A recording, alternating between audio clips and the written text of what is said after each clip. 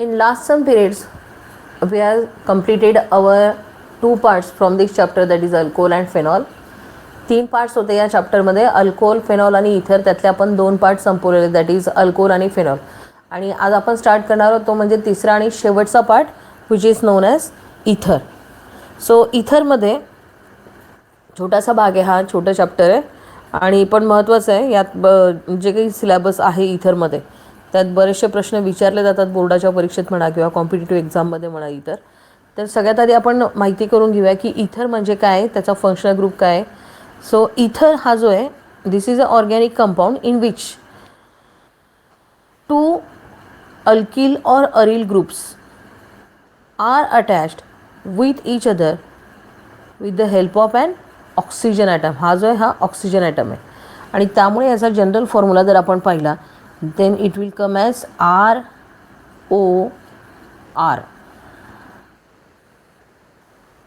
जसं water molecule असतो ज्यामध्ये हायड्रोजन, ऑक्सिजन आणि हायड्रोजन हे एकमेकांना जोडलेले असतात. 2 हायड्रोजन ॲटम जे असतात ते एका ऑक्सिजन ॲटमने एकमेकांशी जोडलेले असतात. सिमिलरली इथरमध्ये सुद्धा 2 अल्किल किंवा अरिल ग्रुप जे असतात ते एकमेकांना ऑक्सिजनने जोडलेले असतात. सिमिलर स्ट्रक्चर आहे like the water molecule. So alkyl असतील किंवा अरिल ग्रुप पण असू शकतात. इथे आरच्या जागी अरिल ग्रुप पण असू शकतो. हे दोघी ग्रुप सारखे पण असतात किंवा दोघी ग्रुपमध्ये फरकसुद्धा असतो. सो इथर्स जे आहेत, दीज आर, जर आपण इथे कन्सिडर केलं की अल्केनचा डेरिव्हेटिव्ह जर आपण याला म्हटलं असतं तर इथे अल्केनमध्ये जो हायड्रोजन होता त्याच्याऐवजी हा अल्कॉक्सी ग्रुप रिप्लेस केलेला आहे. So these are alkoxy derivatives of alkane किंवा hydrocarbon. So ethers are alkoxy derivatives of hydrocarbons or alkanes. किंवा ethers are organic compound in which 2 alkyl groups are combined with each other with the help of 1 oxygen atom are called as ether. आपण पाहूया इंट्रोडक्शनचा part. सगळ्यात आधी definition पहा याची. So alkoxy derivative आहे of hydrocarbon, that is alkane मुळात इथे consider केलेलं आहे, आर कॉल्ड ॲज इथर्स. किंवा ऑरमध्ये याला आणखीन एक डेफिनेशन आहे. एक तर अल्कॉक्सी डेरिव्हेटिव्ह कन्सिडर करा. अल्कॉक्सी याचाच अर्थ OR dash, may be same or different. So alkoxy derivative of hydrocarbon म्हणजे अल्केन जर समजा आपण कन्सिडर केला तर अल्केनमधला हायड्रोजन काढून त्याच्या जागी अल्कॉक्सी ग्रुप जर आपण रिप्लेस केला, then it is called as ethers. Ethers are organic compound, ऑरमध्ये जी दुसरी डेफिनेशन आहे त्यानुसार. So these are organic compound which contain an oxygen atom bonded to 2 alkyl groups or 2 aryl groups or 1 alkyl and 1 aryl group. इथरमध्ये, इथर हा असा organic compound आहे की ज्यामध्ये 2 अल्किल ग्रुप किंवा 2 अरिल ग्रुप किंवा 1 अल्किल आणि 1 अरिल, 3 पॉसिबिलिटीज सांगितलेल्या आहेत, त्या एकमेकांना जोडलेल्या असतील with the help of oxygen atom. यांचा जनरल फॉर्म्युला पहा. ROR डॅश, 2 अल्किल ग्रुप एकमेकांना जोडलेले आहेत with the help of oxygen. इथे R डॅश यासाठी दाखवलेला आहे की हा जो R आणि हा R आहे यांच्या व्हॅल्यूज मे बी सेम किंवा डिफरंट असू शकतात. दुसरं आहे 1 अल्किल आणि 1 अरिल ग्रुप, म्हणजे एक ॲलिफॅटिक चेन आणि दुसरी ॲरोमॅटिक चेन एकमेकांना जर जोडलेली असेल तर तो सुद्धा इथर असू शकतो. किंवा दोघीही अल्कॉक्सी ग्रुप जे आहेत ते दोघांमधला आर जो आहे तो अरिल जर असेल, बेन्झिन रिंग जर असेल तर तो सुद्धा त्याचा जनरल फॉर्म्युला होऊ शकतो. आता इथे आपण जे दाखवलं त्यानुसार R and R dash may be same or different, म्हणून मग त्याच्यामध्ये क्लासिफिकेशन जर आपण केलं तर 2 टाईप पडतात, ते आपण पुढे पाहणारच आहोत. सो इथर्स जे आहेत, these are organic oxide, they are considered as anhydrides, they are considered as anhydrides of alcohol. अल्कोहोलमधला जर आपण वॉटर मॉलिक्यूल काढून टाकला तर जे मिळेल आपल्याला, that is the anhydrides of alcohol. तर त्याप्रमाणे सुद्धा कन्सिडर करतात. म्हणजे इथर जर तयार करायचे असेल तर आपल्याला डिहायड्रेशन करावं लागेल वॉटरचं. नेक्स्ट पार्ट पाहूया आपण. हा होता डेफिनेशनचा पार्ट आणि 2 डेफिनेशन पाहिल्यात आपण. त्यानंतर जनरल फॉर्म्युला. क्लासिफिकेशन ऑफ इथर. इथरला जर आपण क्लासिफाईड केलं तर त्याचे 2 भाग आहेत. पहिला पार्ट आहे सिम्पल और सिमेट्रिकल इथर आणि दुसरा आहे मिक्स्ड और अनसिमेट्रिकल इथर्स. ॲक्च्युली ॲलिफॅटिक आणि ॲरोमॅटिक असे पण 2 टाईप आधी आपल्याला करता येतील तसे, आणि त्यानंतर मग सिम्पल आणि मिक्स्ड. पण डायरेक्टली जरी कन्सिडर केलं आपण आरच्या व्हॅल्यूनुसार, तर सिम्पल इथर्स जे असतात किंवा ज्यांना आपण सिमेट्रिकल इथर्स असं म्हणतो, यांच्यामध्ये जे 2 अल्किल किंवा अरिल ग्रुप्स असतात ऑक्सिजन ॲटमला अटॅच, ते दोघीही सेम असतात. फॉर एक्झाम्पल जसं CH3OCH3 किंवा C2H5OC2H5. आता इथे नॉमेनक्लेचर नंतर पाहू आपण. इथे 2 मिथिल ग्रुप ऑक्सिजनला जोडलेले म्हणून या कंपाऊंडचं नाव आहे डायमिथिल इथर. असंच डाय इथिल इथर किंवा डायफेनिल इथर यासारखे सिम्पल इथरचे अदर एक्झाम्पल्स येतील. म्हणजे दोघीही आर अल्किल ग्रुप किंवा अरिल ग्रुपची व्हॅल्यू जी ती सेम जर असेल तर त्याला सिमेट्रिकल किंवा सिम्पल इथर्स असं म्हटलं जातं. ऑन द कॉन्ट्रॅरी मिक्स्ड इथर जे असतात किंवा ज्यांना आपण अनसिमेट्रिकल इथर्स म्हणतो, यांच्यामध्ये जे 2 अल्किल ग्रुप किंवा अरिल ग्रुप अटॅच असतात ऑक्सिजन ॲटमला, ते दोघंही डिफरंट असतात, वेगवेगळे असतात. फॉर एक्झाम्पल जसे इथे पहा CH3OC2CH2CH3 म्हणजे एक ग्रुप आहे मिथिल आणि दुसरा ग्रुप आहे इथिल. अशावेळी त्याचं नाव येईल इथिल मिथिल इथर. सो मिक्स्ड इथरमध्ये दोघी आरच्या व्हॅल्यू जे त्या डिफरंट असू शकतात. आता यांची नावं कशी येतात, आपण हे डायमिथिल इथर किंवा इथिल मिथिल इथर हे कशावरून घेतलं ते पाहूया आता. सो सिम्पल आहे क्लासिफिकेशनमध्ये 2 टाईप आहे, मिक्स्ड इथर्स आणि सिम्पल इथर्स. दोघी आरच्या व्हॅल्यू सारख्या आहेत किंवा डिफरंट आहे. आता हा एक पॉईंट सेपरेट दिलेला आहे इथे, आणि आपले जे MCQs असतात किंवा 1 मार्क्स क्वेश्चन असतात त्यासाठी हा महत्त्वाचा भाग आहे. So this is functional isomerism. We know isomerism means compound having same molecular formula but different structural arrangements are called isomers of each other, and this phenomenon is called as isomerism. So functional isomer, this is a type of isomerism ज्यामध्ये काय पाहते. आधी आपण example पाहूया, मग तुम्हाला सांगते की याच्यात काय फरक आहे. हा फॉर्म्युला पहा CH3CH2OH which is ethyl alcohol, आणि दुसरा फॉर्म्युला आहे CH3OCH3 विच इज डायमिथिल इथर. सो हा इथर आहे, हा अल्कोहोल आहे. मग आता यांच्यात काय सिमिलॅरिटी ते पहा. ह्या in above example both the organic compounds have same molecular formula. या दोघांमध्ये जर आपण कार्बनची, हायड्रोजनची आणि ऑक्सिजनची संख्या मोजली तर ती भरते C2H6O. 2 carbon, 6 hydrogen, 1 oxygen. हा इथरमध्ये पण सेम फॉर्म्युला आहे आणि अल्कोहोलमध्ये सुद्धा सेम फॉर्म्युला आहे. बट आता इथे फरक काय, फॉर्म्युला सेम आहे पण फरक काय, फॉर्म्युला कुठला, मॉलिक्युलर फॉर्म्युला सेम आहे, पण हा अल्कोहोल आहे, हा इथर आहे. याचाच अर्थ त्यांचा फंक्शनल ग्रुप जो आहे तो काय डिफरंट आहे, आणि म्हणून हेन्स अल्कोहोल आणि इथर जे आहेत त्यांना एकमेकांचे फंक्शनल आयसोमर्स असं म्हटलं जातं. सो फंक्शनल आयसोमर्स म्हणजे काय, सो फंक्शनल आयसोमर्स जे आहेत they have same molecular formula but differ in their functional group called as functional isomers. For example, ethyl alcohol and dimethyl ether. तर फंक्शनल आयसोमर समजा जर विचारला की इथिल अल्कोहोलचा फंक्शनल आयसोमर कोणता, आणि खाली 4 ऑप्शन दिलेले असतील तर त्यामध्ये तुम्हाला इथिल अल्कोहोलमध्ये जितके कार्बन, हायड्रोजन, ऑक्सिजन आहे तेवढेच कार्बन, हायड्रोजन, ऑक्सिजन असलेला इथर शोधावा लागेल, हे लक्षात घ्यायचं आहे.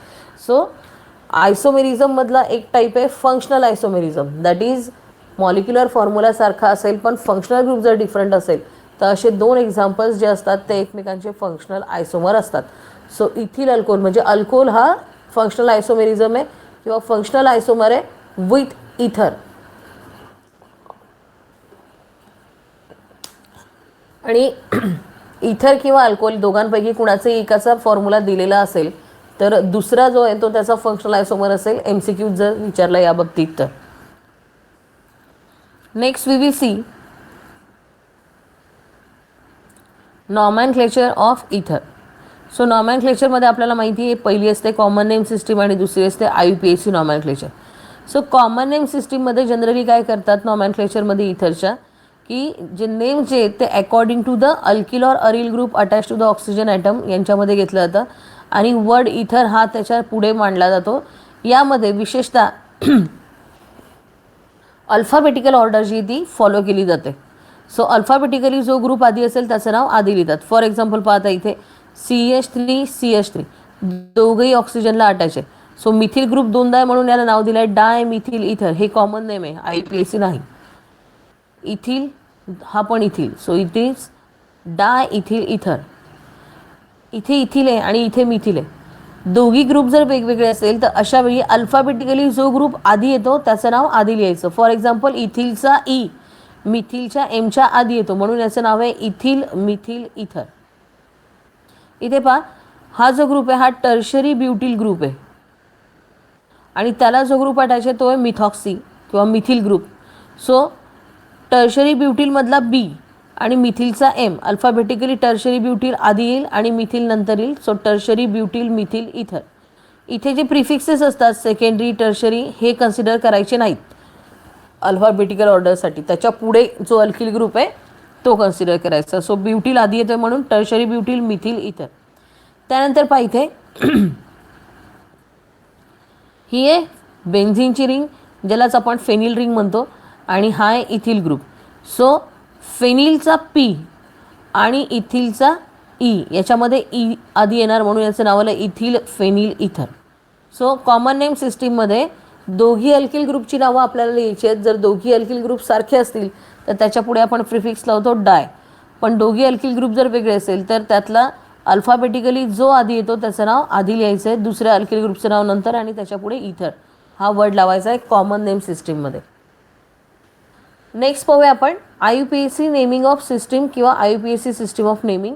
यामध्ये पहा IUPAC नॉमेनक्लेचरमध्ये लार्ज अल्किल ग्रुप जो असतो म्हणजे जे दोन अल्किल ग्रुप आहेत तर त्यातला जो मोठा ग्रुप आहे large alkyl group is taken as parent molecule and given the last name म्हणजे सफिक्स म्हणून त्याचा वापर करायचा.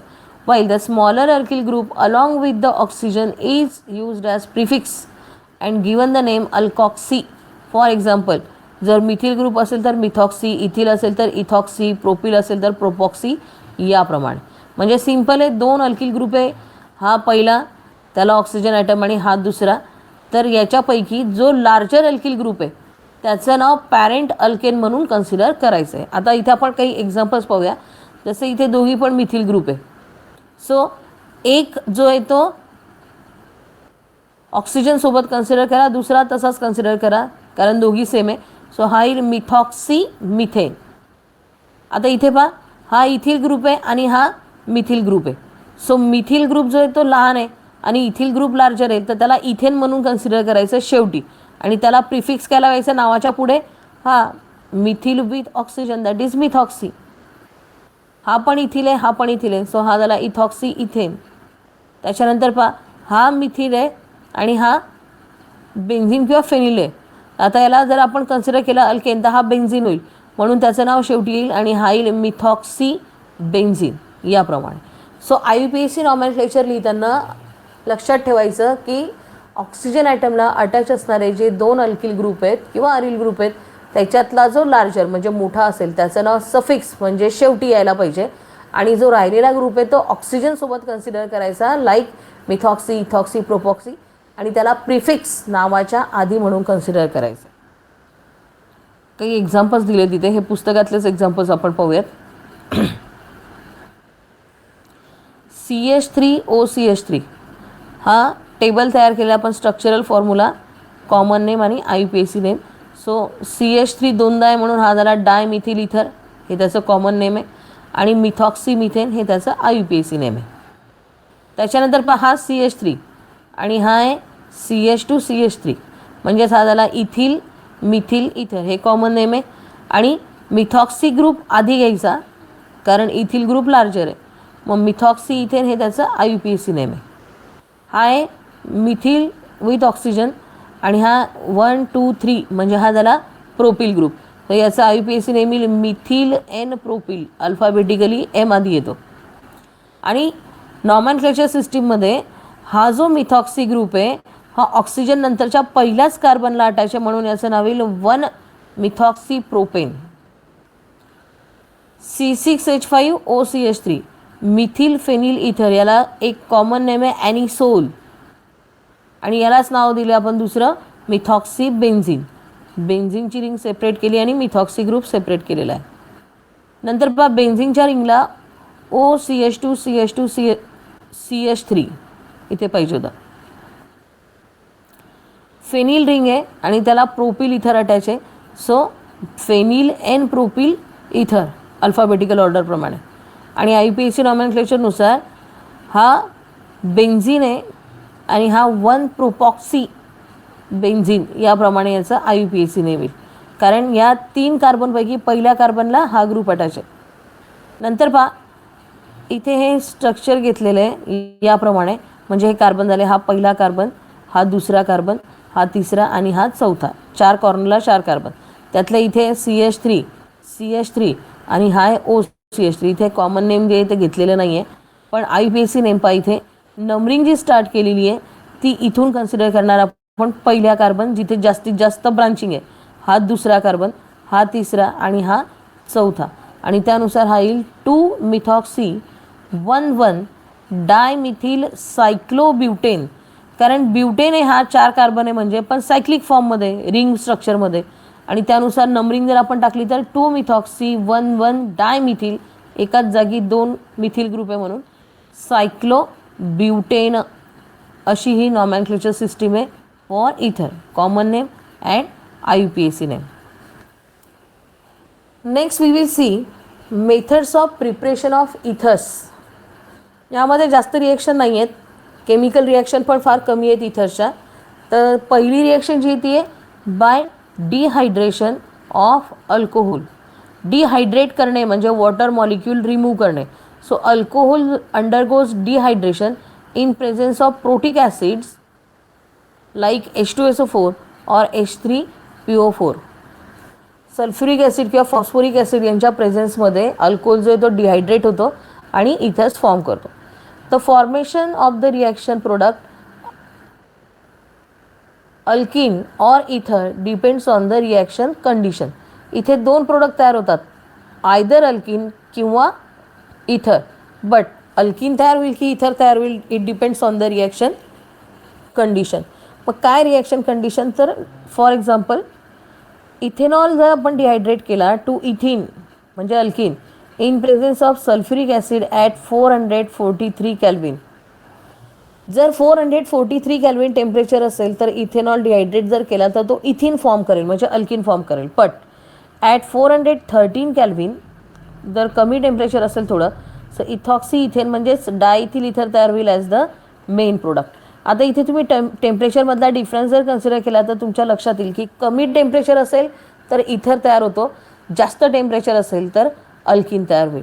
पहा आता इथे रिॲक्शन दाखवलेली आहे.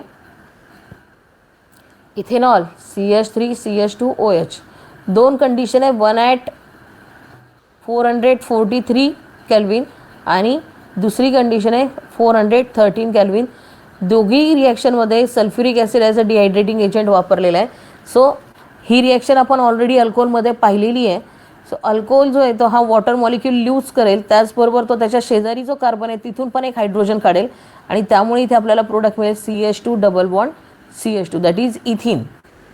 सेम टाईम इंटरमॉलिक्युलर डिहायड्रेशन होईल आणि त्यानुसार हा एक ग्रुप जो आहे तो बाइंड करेल विथ अनदर C2H5 आणि ऑक्सिजनने ते एकमेकांना जोडले जातील. सो इट विल फॉर्म डायइथिल इथर as a main product. So by using this method तुम्ही म्हणणार इथे 2 CH2 कसे काय आले, तर 2 C2H5 यासाठी की जेव्हा इंटरमॉलिक्युलर डिहायड्रेशन होतं ॲट 413 केल्विन तर 2 मॉलिक्यूल जे आहेत ते एकमेकांशी जोडले जातात आणि त्यातून वॉटर मॉलिक्यूल बाहेर काढला जातो. सो इथे हा जो ग्रुप आहे हा रिपीट होईल म्हणून इथे C2H5O C2H5 याप्रमाणे आलं आहे. So by using this method symmetrical असो किंवा अनसिमेट्रिकल असो, जनरली सिमेट्रिकल इथर जे आहेत ते प्रिपेअर केले जातात from primary alcohol, while secondary and tertiary alcohol gives alkene at higher temperature. So this method is called as intermolecular dehydration of alcohol. Inter याचा अर्थ होतो 2 वेगवेगळ्या मॉलिक्यूलमधून वॉटर मॉलिक्यूल जर आपण काढला तर तिथे काय तयार होणार आहे, सिंपल इथर्स तयार होतील. सो लक्षात घ्या, इंटरमॉलिक्युलर डिहायड्रेशन जर झालं, 2 वेगवेगळ्या मॉलिक्यूलला एकत्रित करून त्याच्यातून जर वॉटर मॉलिक्यूल आपण काढला तर सिंपल इथर्स तयार होतात. म्हणून इथे आरची जी व्हॅल्यू आहे ही सारखीच राहील, डिफरंट येणार नाही. जो इथे अल्किल ग्रुप दिलेला असेल तोच 2दा रिपीट होईल इथे C2H5O C2H5. सो सिंपल किंवा सिमेट्रिकल इथर्स तयार होतात from primary alcohol by intermolecular dehydration of alcohol. Second method which is very important, परीक्षेत बऱ्याचदा विचारली गेलेली आहे, दॅट इज विलियमसन सिंथेसिस. ही हॅलोजन डेरिव्हेटिव्हमध्ये सुद्धा ऑलरेडी झालेली आहे. सो सिंपल आणि मिक्स्ड दोघी प्रकारची इथर्स जर तयार करायची असतील लॅबोरेटरीमध्ये तर ते विलियमसन सिंथेसिसने करतात, हे लक्षात घ्यायचं. म्हणजे जसं आपण डिहायड्रेशन रिॲक्शन पाहिली त्यात फक्त सिंपल इथर्स तयार करता येतात, तर विलियमसन सिंथेसिस अशी रिॲक्शन आहे की ज्यामध्ये simple as well as mixed दोघी प्रकारचे इथर्स आपण तयार करू शकतो. या मेथडमध्ये जे अल्किल हलाइड जे असतात, it is treated with sodium alkoxide or sodium phenoxide to give dialkyl ethers or alkyl aryl ethers. म्हणजे सिंपल म्हणजे डाय अल्किल आणि अल्किल अरिल याचा अर्थ मिक्स्ड इथर पण तयार करता येतात. सो हाय alkyl halide that is RX. याची रिॲक्शन केली आपण सोडियम अल्कॉक्साइड म्हणजे सोडियम ऑक्सिजन अल्किल ग्रुप. तो हा X आणि हा Na हे दोघी सेपरेट होतील. राहिलेला ग्रुप पहा इथे ROR plus NaX.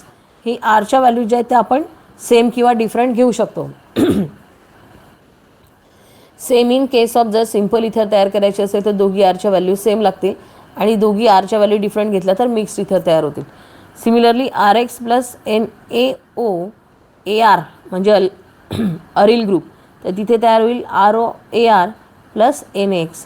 So simple as well as mixed दोघी प्रकारचे इथर्स विलियमसन सिंथेसिसने तयार करतात. जनरली हे तयार होतात alkyl halide on reaction with sodium alkoxide. Next पाहूया आपण की या रिॲक्शनचं मेकॅनिझम नेमकं कशा प्रकारे कंप्लीट होतं. सो SN1 आणि SN2 रिॲक्शन मेकॅनिझम तुम्हाला चांगल्या प्रकारे माहिती आहे. सो ही रिॲक्शन जी आहे ही फॉलो करते SN2 मेकॅनिझम. आता SN2 मध्ये इथर जो आहे हा फॉर्म होतो as a result of backside attack by alkoxide or phenoxide ion which is a न्यूक्लिओफाइल.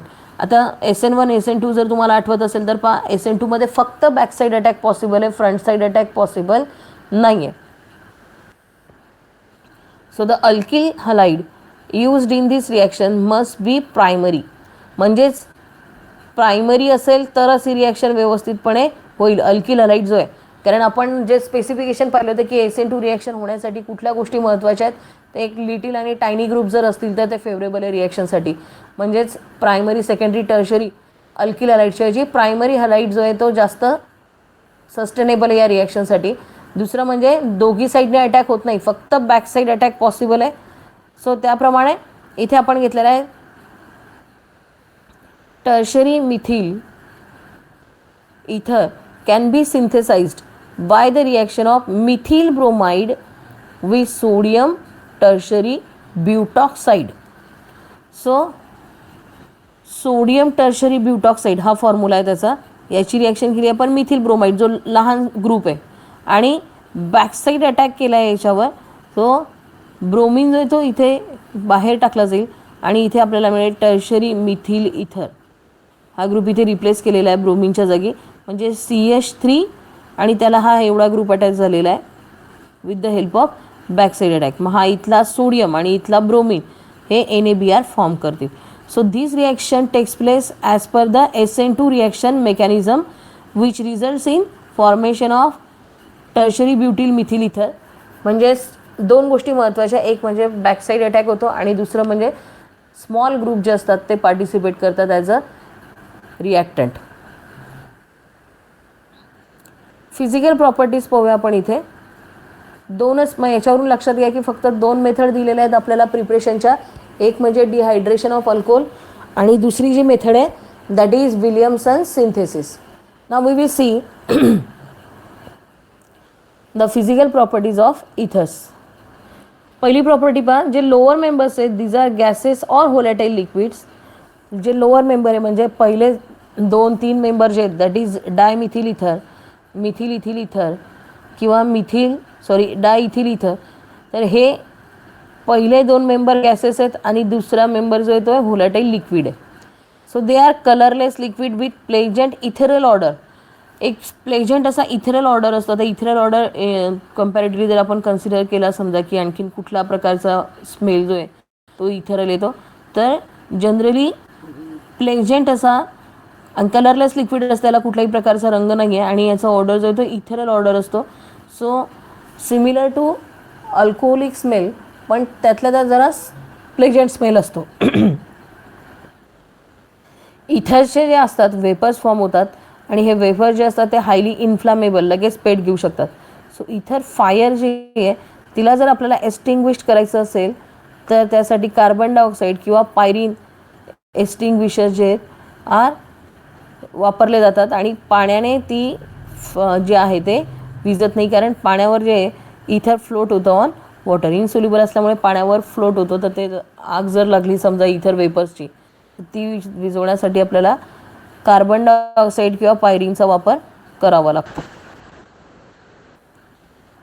So पुढच्या पिरियडला आपण याचे अदर जे फिजिकल प्रॉपर्टीज आहेत तो पॉईंट पाहू आणि chemical properties and uses. So next पिरियडमध्ये हे चॅप्टर संपेल. आजच्या पुरता हा एवढा पॉईंट आपण लक्षात ठेवूया. फिजिकल प्रॉपर्टीज स्टार्ट केले आहेत, बाकीचं आपण नेक्स्ट पिरियडला पाहू. थँक्यू.